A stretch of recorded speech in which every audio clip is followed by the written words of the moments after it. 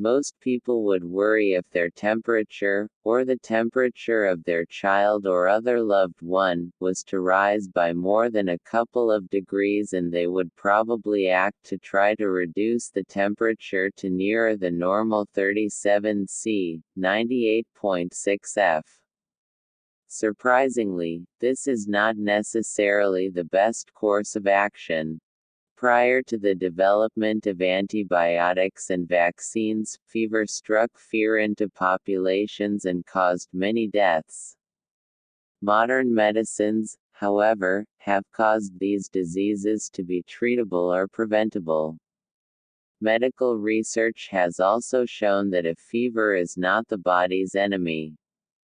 Most bacteria and viruses that cause infections thrive at normal body temperatures. So raising the temperature by a few degrees is the body's way of fighting infection by making conditions less suitable for the survival and reproduction of the infectious agent. A fever will also activate the body's immune system by encouraging the production of white blood cells, antibodies and other infection-fighting agents. So if acting to bring down the temperature may prevent the body from fighting the infection, does this mean you should let the fever take its natural course? Not necessarily. A high fever may be caused by measles, mumps or meningitis or other serious illnesses, and you should seek medical help in any of the following circumstances. If the temperature rises to 40.5 C, 105 F. Any child under 6 months old should be examined by a doctor. If a patient of any age has difficulty breathing, has a stiff neck, is irritable or confused, is unable to move an arm or leg, or has a seizure. If the fever is accompanied by any of the following symptoms: persistent or abnormal stomach pain, labored or rapid breathing, headache with an aversion to bright light. Diagnosis: simple and straightforward. Place a hand on the forehead or use a thermometer. There are 3 types: oral, rectal or a strip that can be placed on the forehead.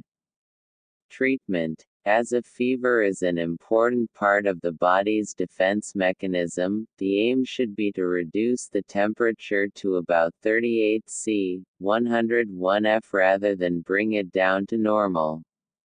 Indeed, if a child with a fever is playing happily, is able to sleep, and is taking plenty of fluids, it would be better to let the body's defenses fight the infection.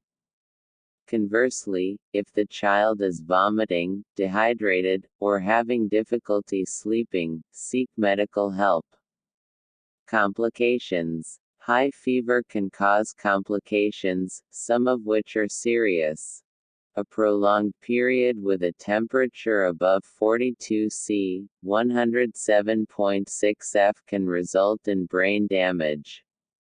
In rare cases, high fever can cause febrile seizures. Although the symptoms are alarming, febrile seizures are over in moments and have no lasting consequences. The seizures begin with a sudden contraction of the muscles in the face, arms, legs and trunk. Usually the child will emit a haunting, involuntary moan lasting for perhaps 30 seconds. The child will often fall, vomit, pass urine, cease breathing and might turn blue.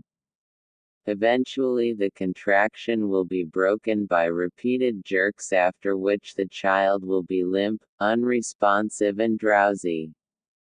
A high fever is a sign that the body is fighting an infection.